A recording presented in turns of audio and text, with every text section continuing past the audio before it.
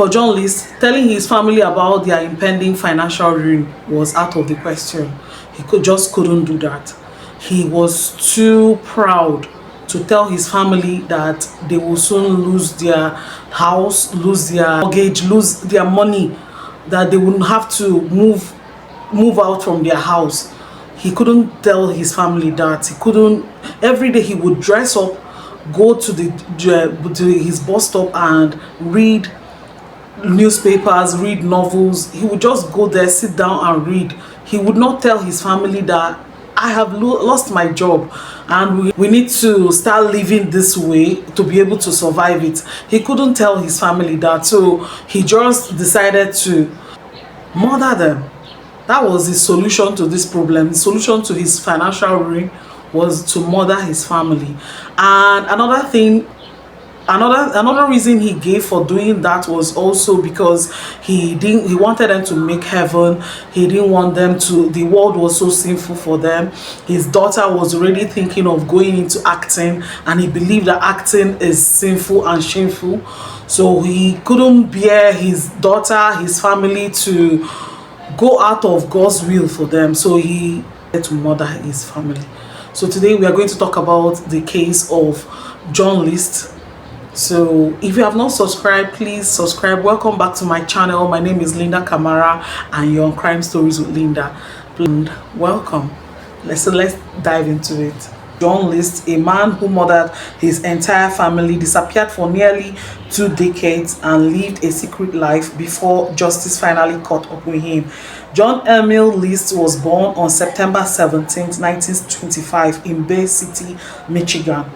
He was the only child of German American parents, John Frederick List and Alma Barbara Florence. His upbringing was strict and deeply religious, shaped by the Lutheran Church, and from an early age, discipline and faith were at the core of his life. John was described as introverted, awkward, and highly intelligent. He excelled academically and later served in the U.S. Army as a lab technician. After the war, he attended the University of Michigan, earning a degree in business administration and master's degree in accounting. By all outward appearances, John was building a respectable life, but beneath the surface, his life was full of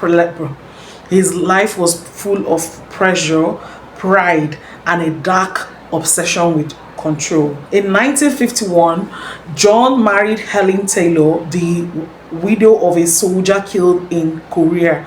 Helen was glamorous, but she had her struggle. So John married Helen, and Helen, being the kind of woman she is, Helen got into John's life bearing a lot of secrets. Helen didn't tell John that, number one, that she wasn't pregnant. She claimed that she was pregnant before John got married to her. Number two, she had syphilis that she had been treating. She didn't tell John that she had all those things. So when they got married, she eventually told John that she's not pregnant. So, and John never knew that Helen had syphilis. So Helen was seriously battling with this disease for years before John got to know. I think John knew like 12 years after their marriage. So, but Helen gave birth to 3 kids. Helen had Patricia, John Jr. and Frederick. So those were their children. They were just a close-knit Christian family, just trying to like do a lot of things together. They believed so much in the Lutheran Church. They were very, very devout Christians. So, and John was just living his life. He was successful. He had this business. He had a job with Xerox, where he was a manager. He was a manager in Xerox. So he was making reasonable amount of money every year, and they were able to move into a 19-room mansion in Westfield, and they were happy. The room had ballrooms, the room had attics, you know, those very fine rooms, or those very fine big houses. So they were living the life, they were living large. John had a very good job, and wife Helen was a housewife taking care of the home. So, but Helen also is an alcoholic, and as the year goes by, the alcoholism was getting, her addiction to alcohol was getting bad. year in, year out. So John was, the pressure of the whole family depended on him, the pressure of everything, the pressure of his wife being an alcoholic, everything was just bearing on John. So by the late 1960s, the Lees lived in an opulent 19-room Victorian mansion in Westfield, New Jersey, called Brisnell. From the outside, they seemed like a perfect family. Devout father, a housewife mother, and children excelling in school. But inside the house, there was tension. Helen's drinking worsened, and she became increasingly volatile. She reportedly belittled John, calling him inadequate and questioning his masculinity. She also suffered from neurological conditions. Meanwhile, Patricia, the eldest daughter, wanted to pursue an acting career, something John, a very conservative man of faith, saw as sinful and shameful. Adding to the stress, John lost his job at the bank. Despite his strong education, he struggled to keep a steady employment. Despite John being very, very educated, it was very hard for John to keep a job. John would move from job to job to job, from job to job. If we list his CV here, we will not be able to. This video will be like 5 hours long. He will leave this job, move to another job. He will leave, and he had very good positions in those jobs, but he couldn't keep a job. So pride kept him from admitting failure. So each morning he would dress up for work and leave the house, but in reality he had no job to go to. Instead, he secretly drained his mother's savings to keep the family afloat, even as bills mounted. To John, losing the mansion and his lifestyle wasn't just a setback, but it was a humiliation that he couldn't bear. Then on 9th November 1971, John List made a decision that shocked the world. That morning, after sending his children to school, he retrieved his 9mm handgun and his father's Colt revolver. First, he walked into the kitchen where his wife Helen sat drinking coffee. Without hesitation, he shot her in the back of the head. Then he went upstairs to the apartment in the attic and killed his mother with a single shot to the face. So when he went upstairs to the attic, he met his mom and shot the mom on the face, just above the left eye. He shot his mom there.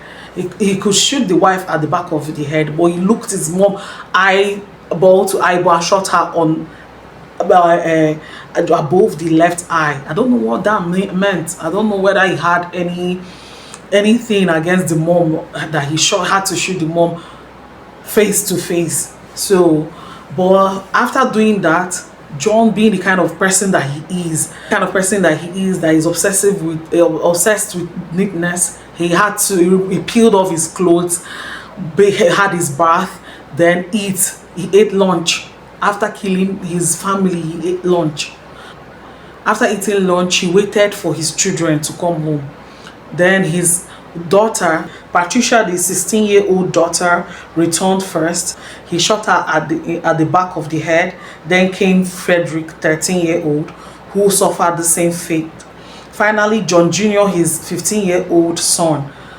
John Jr., the 15-year-old son, the athlete of the family, he was playing football in school.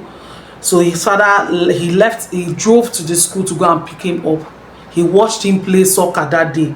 After playing, he took him home, and when immediately they got home, he shot John Jr.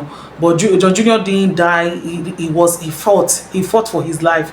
So he shot him multiple times for him to kill his son. He shot him multiple times. He carefully placed the bodies. So he carefully placed the bodies of his wife and children in sleeping bags in the ballroom of the mansion. His mother's body remained in the apartment upstairs. After the killings, John cleaned up and wrote a 5-page confession letter to his pastor, explaining that he killed his family to save their souls from falling into sin and eternal damnation. He then cut his face out of every photograph in the house, making it harder for authorities to track him. Before leaving, he turned down the thermostat to preserve the body, cancelled the mail and milk deliveries, then vanished without a trace.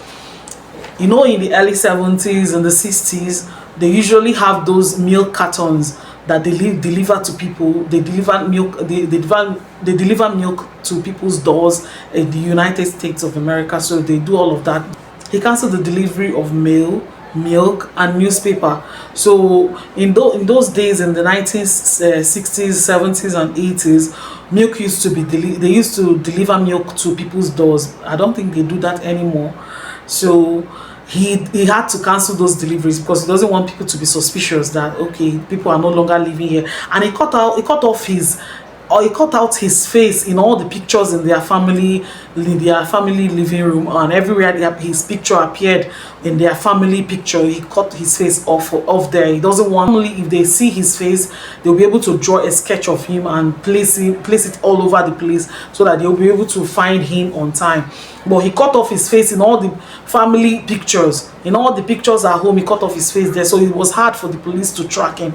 So, and he also made a call to the school. He told the school that the children they are traveling to North Carolina to stay with their grandmother, so that they will not be around for school. He also called the children's school and told them that the kids won't be around for school because they are traveling to visit their grandmother in North Carolina, so that they won't be in school. He also called their part-time job places. He called their part-time work job places and told them that the kids won't be around that they'll be traveling for some time. So he just made sure that nobody would just have to come to that family, to that family house to knock. They are very, very reclusive. They don't talk to their neighbors. They don't associate with neighbors. So it will even be hard for neighbors to know that things are happening there. And then he left the lights on in the whole of the house. He left the lights on. He only this thermostat on to be able to preserve their bodies. He didn't want the smell to start oozing out before he can get to where he was going to. So he left the thermostat on. He cut out his pictures from all their family pictures, so to make it very hard for the authorities to be able to catch him.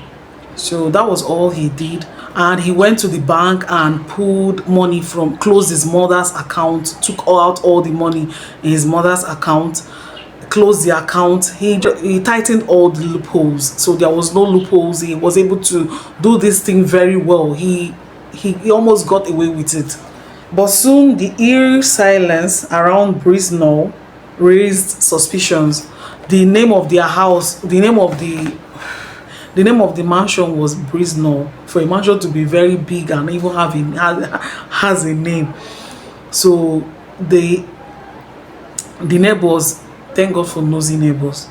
Neighbors were because he left the lights on and the bulbs were popping. After 1 month, the bulbs started going off one by one, and the neighbors would say that the bulbs are on inside this house, but they've never seen a shadow of anybody moving around inside the house. So the bulbs were just popping one by one. So as they started shutting down, the neighbors had to involve the police because they've never seen anybody come in or come out of that house. So they had to inform the authorities, and when the authorities got there, that was December 7th. His killings was on November 9th of 1971. So almost 1 month, nobody noticed that these people were dead and John had already gone. So he had a huge head start. So anywhere he was going to in this world, he would have gotten to that place. If he had been traveling from there to Nigeria, he would have gotten lost everywhere. He would have been gotten lost. No one would be able to see him, to find him. So he had a very good head start. On December 7th, 1971, police entered the mansion. Inside, they discovered the gruesome scene. The bodies of Helen and the children laid out in the ballroom, and Almar's was upstairs. The organ in the living room was playing a classical music on repeat through the intercom system. It was one of the most shocking family annihilations in American history, but John List was long gone. John List disappeared into thin air. For 18 years, he lived a quiet, unnoticed life. He assumed a new identity, Rod Peter Clark, So he assumed the identity of Rob Clark. He told the FBI when he was caught that Rob Clark was his former classmate. But when Rob Clark, his former classmate, was asked if he knew John List, he said he doesn't know someone like that. He has never heard that name. But John said they had the inspiration, the thought of using that name because of Bob Clark, his former classmate. So he settled in Denver, Colorado.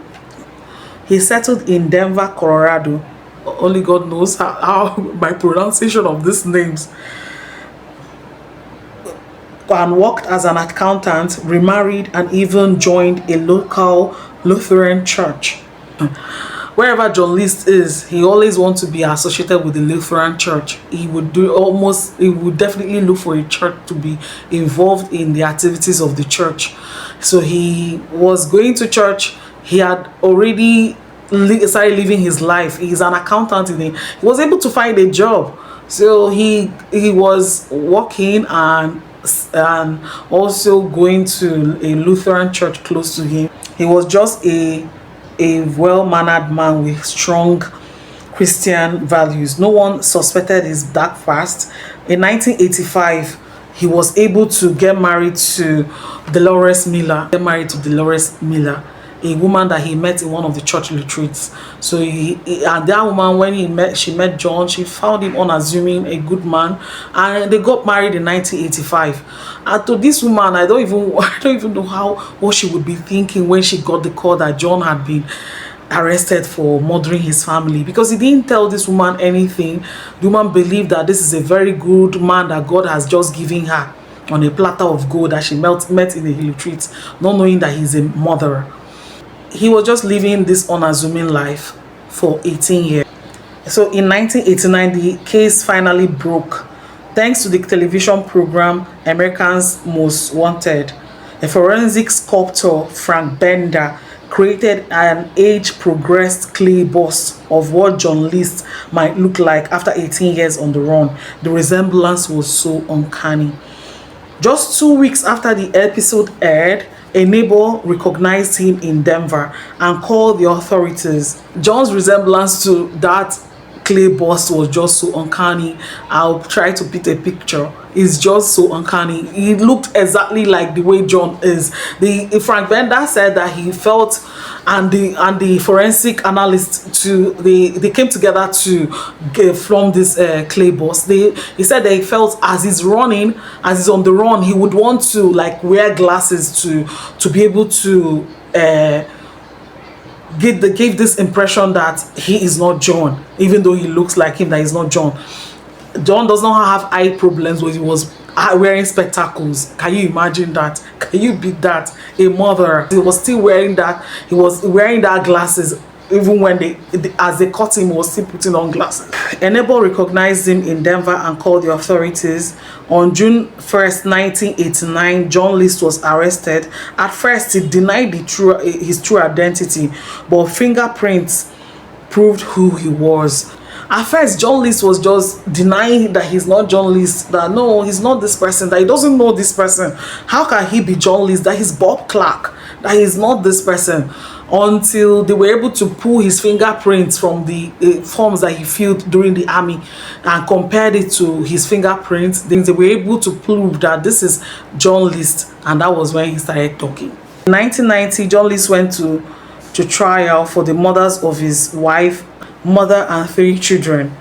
His defense argued that he was mentally ill at the time of the killings, but the jury rejected his claim. He was found guilty on 5 counts of first-degree murder and sentenced to 5 consecutive life terms without the possibility of parole. During interviews, John always claimed that he killed his family because he want to save them from the pain and shame of staying in this world. He didn't want them to go to hell, and that was why he just killed them. That he just wanted to spare them that pain, and he didn't want his daughter to go to hell from acting. That acting could make her go to hell. And then when he was asked why he didn't kill himself, because to save yourself from all of that, just okay, as you killed your family, why didn't you also kill yourself? He said he didn't kill himself because he doesn't want to go to hell. That suicide will give him a sure pass to hell. But me think that murder will also give him a sure pass to hell. He also said that he hopes that he will be able to like die naturally one day and meet his family, so that he can reunite with his family. I wish you can see that reunion, how it will pan out, because what the heck, how did he think that his family will receive him when he dies, because he murdered them. His children, the youngest one was 13 years old. He didn't even allow the boy to, like, he didn't even allow the children to live their lives. He was just so obsessed with control. He also said that he doesn't want them to face financial ruin and temptations of this world. He doesn't want them to face financial ruin and then, oh my God, temptations of this world is so much that though John doesn't want his, okay, he wants to face these temptations of this world, but his children, his family should not face the temptations of this world. It's very problematic for me to understand. It's very hard for me to understand. He has a problem with his family and the temptations of this world, but he doesn't have any problem with murder. I don't know why all these people think that divorce and leaving your family and maybe going to another place too and support your family from afar is harder than actually murdering your family. Almost all the people that murder their family is something that you could have just left. You could have just left. What of divorce? Most people, all these people, especially religious people, they feel that especially religious people, they feel that divorce is a sin, that is a very shameful sin. But what of murder? Murder is even a deadly sin. What will make you annihilate? What will make you kill your family? You could have just left and spare them that pain, or divorce your family, or divorce your wife. Even though John is claiming that he did all of that because of internal domination, but to many, even to me, it was nothing more than cold-blooded murder. John Lee spent the rest of his life in prison, and on March 21st, 2008, he died of pneumonia at the age of 82.